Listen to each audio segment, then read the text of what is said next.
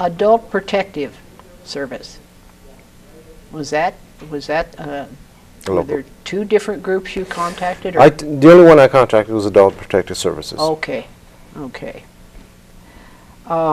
Then they've got this investigation going. They're looking for these two jailbirds. There's got to be a paper trail somewhere besides what you gave the police. Well, the paper trail ended with Mr. Ferk's name. They can no longer use his name, his credit cards, none of that. There's no trail at all, because I was able to call all the agencies, all the credit card bureaus, and tell them, do not use any of these Social Security numbers, driver's license numbers, anything that will relate to Mr. Ferk. So if there is any paper trail, it's being utilized by someone else. Okay, we know that they were in Pewaukee living in a trailer park. Correct. Okay. They left the trailer park. What, any telephone numbers, anything like that? None at all. Nothing. She has had over 5 different telephone numbers, according to Detective John Van Eden. Okay, so the police are still on it. Yes. Okay, now there are arrest warrants. You got, the way I understand it, you got 3 counts each of exploitation. You got 1 count each of forgery, because they actually forged information on Mr. Ferk. Exactly. So they're charged with forgery and writing checks. Felonies. Felonies. What's the sentence on that if they're caught? Based on the DA's conversation, she had indicated that the felonies carried 43 years each. Now, to your knowledge, is this still going on in Santa Fe with some of these? And I don't want to knock caregivers, because I know some caregivers that are fantastic. They are. That would never do something like this. But there are some miscreants out there that would. In my connections in the community and working with the situation with Sergeant Ferk, I have run into many people who have expressed that same concern that there is elderly abuse happening in Santa Fe, both emotionally, physically, and financially. They've asked me, excuse me. I got you. Okay, now we have a lady here today who's a caregiver. She's fantastic. You'd like to give her name? Socorro Baca. Socorro Baca. She helps me every week with Mr. Ferk and Denise, his handicapped daughter, who is 59 years old. Did you have to move in with your daughter? Yes. Oh, I guess I didn't have to, but I did. Yes. I was in another place, and I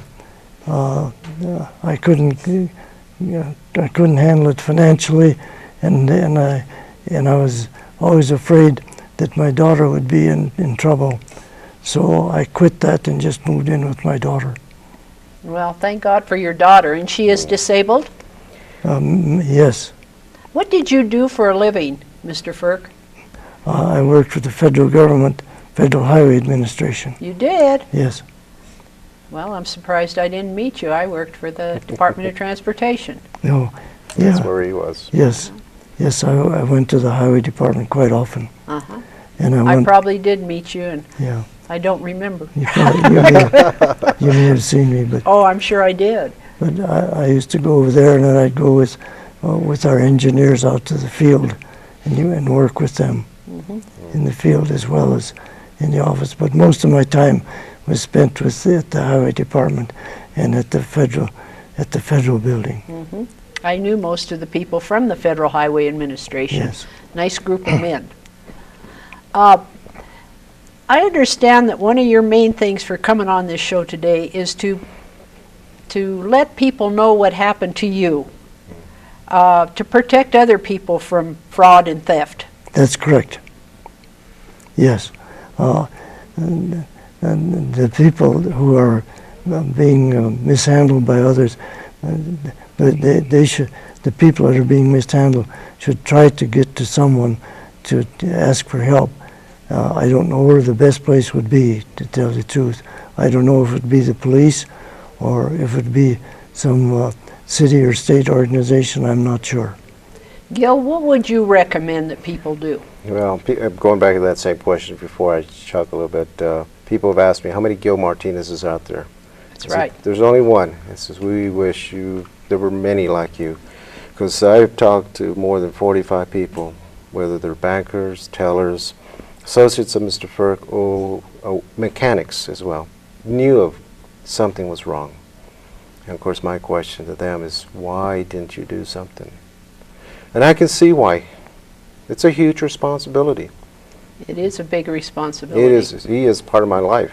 Uh-huh. And it's tough. But when he asked me, there's only one answer. It was, yes, I will protect you.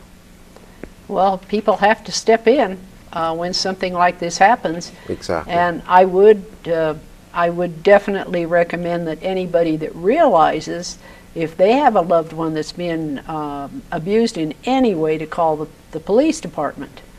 And as many agencies as you can, the Agency on Aging, all of them, and they need to step up to the plate.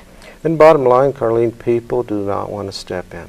I know. It's amazing. And I spoke to people who have family that do not want to step in because they realize, one, they don't want to, and two, they know the work.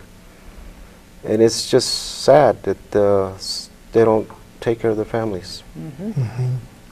Everybody needs an advocate. Yes. And like I said, those are two of the worst crimes, are abuse to a child and abuse to an elderly person. It's especially just not a right. veteran who served our country. That's right. And has fought for our country. Mm-hmm. And well, you know what I like about you? Yes. You fought in Guadalcanal and you're still fighting. Yes. yes. And that's pretty impressive. Yes. Tell me, how did you get your Purple Hearts? Well, the first one I got on Guadalcanal, I was on the seacoast and watching the ocean areas and the sky, and I was standing outside of the area that I had that I could get inside, and a plane came by, and as it went by, a bullet came by and went right beside my head and burnt all the hair off of my head, and caused some bleeding there, and that was the first one. And later I had some other ones. The worst one was sometime later on Bougainville. I had transferred to supply, and the Japanese would send one plane over every day and drop one bomb to try to damage our supplies. Well, this one day I knew that the bomb was going to be close, and I told my armorer, I says, you jump in our bunker. We'd build a bunker 4 feet deep, and then put logs above the bunker with about 2 feet across, another 4 feet above. And he jumped over the logs and dropped in, and as I dropped over the logs and dropped in, the bomb hit, and I saw the explosion, and it was very, very bright, of course. And a few days later, I was doing some pencil work, recording information, and I put my hand over my right eye, and I couldn't see the paper with my left eye. The central vision was gone, and I headed for the medics. And they wanted to send me out immediately because they had space. I said, I can't do that. If I do that, the company will be looking all over the island for me. I said, I got to notify them what's going on. And I went and told the first sergeant and the captain that the medics wanted to send me out. And I let them know, because I said, if I don't let you know, you'll wonder where I'm at. And a week later I went, and then they sent me out by plane and sent me to another island, and then they eventually flew me back to the States, and I ended up in Fitzsimmons General near Denver. And I was there for about 6 months, and they could do no more for me. And then they said they're going to discharge me. I said, "Are you going to discharge me for the Army?" He said, "No, we're going to discharge you from the hospital, but you have to go to Florida to go down there to help train new recruits." And that's where I went, and I was there for quite some time. And then they decided that they wanted to put some kind of a skit on a football field to let the people know what the Army is doing and what weapons they're using. And so there were about 25 units that were set up.